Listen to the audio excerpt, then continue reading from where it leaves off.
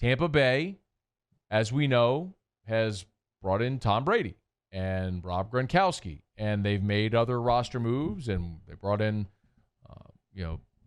Shady McCoy, and they're looking to piece together a potential championship season there in Tampa. It's an all-in type approach with a veteran quarterback like Brady to surround him with the potential pieces to win a title. It's what they're doing. I've compared them to Denver, back in Super Bowl 50 when Denver with Peyton Manning put together that roster where they went all in, added guys like DeMarcus Ware and Aqib Talib, and ended up winning a championship. And there's also teams like the Philadelphia Eagles in 2011, the self-proclaimed dream team that picked up guys like Vince Young and Nnamdi Asomugha and Dominique Rodgers-Cromartie, and they finished 8-8. So we've seen these go both ways when you have these types of teams and how it might work out. But Tampa's got a 43-year-old quarterback. Nonetheless, they've got a talent-laden roster, one that certainly has improved. And Cam Jordan was a guest on Good Morning Football on the NFL Network, and he took note of the talent there in Tampa Bay. How do you feel now, we're looking ahead several weeks to September 13th, the Brady-Gronk Bucs come into the Dome to try to take you guys out? What's going on in your mind? The Grady, what is the Brady Gronkaneers, Tampa Bay, now, you got Shady Tampa. There's so many different ways you could go at this. But I do know we have to step up our game. We have to elevate. I mean, they've got the second greatest quarterback in all times, right behind Drew Brees, and now we got head-to-head 2 times a year. Okay. We've got our work cut out for us. And then, of course, they have in additions. You bring in Gronkowski and LaShawn McCoy. You already had 2,000-yard receivers and Godwin and Mike Evans. I mean, this is a team that's fighting for second place. Got him. Cam Jordan is going to take all of our jobs, by the way. Well, not my job, because I don't think Cam Jordan wants to come host this radio show, but whatever Cam Jordan wants to do in media when he's done, he will do, and he will do exceptionally well. He has a Charles Barkley quality to him in that he's going to say whatever he wants because he doesn't care what your reaction to it is. Like, he's unafraid of people of the backlash. Do you remember a couple of years ago after the Saints swept the Panthers, he sent bottles of his wine to Cam Newton and the Panthers? Like, he's unafraid of whatever backlash or criticism you may have. It's just noise, and he doesn't care. He's going to do really well in this business whenever his time comes, but hopefully he's far, far away from being finished in New Orleans.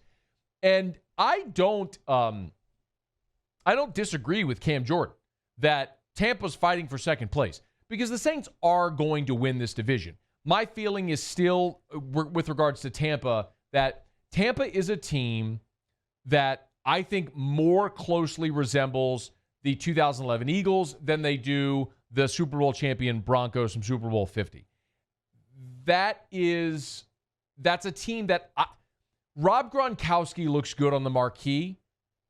He missed an entire year of football, and the last time we saw him, he was a shell of his former self.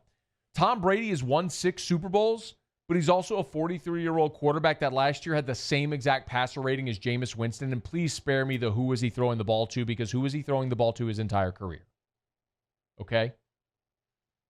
I'm still not sure that Tampa Bay's defense is going to be elite and especially good enough to stop Drew Brees and the New Orleans Saints offense. So, I think Tampa's a really good team, and I think they'll probably be right at 500 or a scotch above at maybe 9-7. And I think in an expanded playoff that they're going to get in if they're 9-7 with 7 teams from the NFC. But Cam Jordan, I believe, is also right that everyone else in this division is fighting for second place behind the New Orleans Saints. Now, when we look at week 1, however, let's not forget how the last 2 years have gone for New Orleans in week 1. Last year, the Saints opener, do you remember it? Was against the Houston Texans. And Deshaun Watson put up 414 yards of offense on the Saints. And Will Lutz had to kick a game winner at the end to push the Saints to victory. It was anything but easy. And I cringe when I talk about what happened 2 years ago in the 2018 opener. Remember, Saints coming off the Minneapolis Miracle loss. Everyone was galvanized. They wanted to get back and get right after that game. And they start 2018. They're at home in the Dome against Tampa. And who was quarterbacking Tampa that day while Winston was out? Ryan Fitzpatrick. Or as it was known then, Fitzmagic. And your boy put up 529 yards on the Saints. And the Bucs beat New Orleans 48-40 in a game that really wasn't that close. So, yeah, I think the Saints are going to win the division. I think Tampa's going to be a 9-7, 8-8 type team this year. And that's probably going to be enough to get them in the playoffs, in a 7-team playoff in the NFC. But I've also watched New Orleans the last 2 years look like dog poo in week 1. And that was in years where you had a traditional training camp and 4 preseason games to presumably get the kinks out and work on a lot of things and figure out your roster.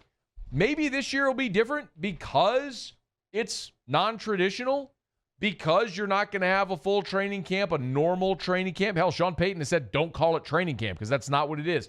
Because you're not going to have preseason games, maybe that benefits you. I don't know. But what I do know is last 2 years of openers, Saints haven't looked too hot. And one of them was against Tampa.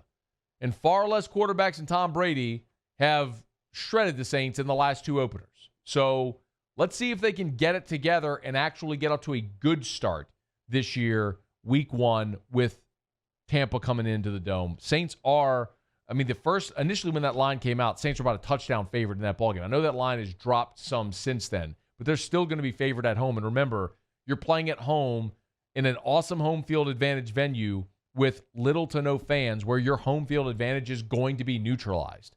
So Cam Jordan, I love that he talks the talk. I adore it. I think pro sports is better when it has that WWE or UFC quality to it. I don't want respect. I don't want, you know what I want? I want Roll Tide, what F you. That's what I want. That's way more entertaining than, well, they're a great opponent. We're really going to go out there and give it our all. We'll have to because they're fantastic. I want Macho Man or Hulk Hogan doing that stand-up saying what they're about to do when they go in the ring. I want Cam Jordan saying they're fighting for second place. It's more interesting that way. It's what made Steve Spurrier wonderful, because he'd tell you he was going to kick your ass, and then he'd go hang 50 on you, and there was nothing you could do about it. And it made beating him that much sweeter, but it was more fun. Can I hear it one more time, Bray? Just give me one more time. This is a team that's fighting for second place. Yeah, they are. Hey, thanks so much for watching. Please leave your comments. I love to interact, and be sure to hit the red subscribe button below.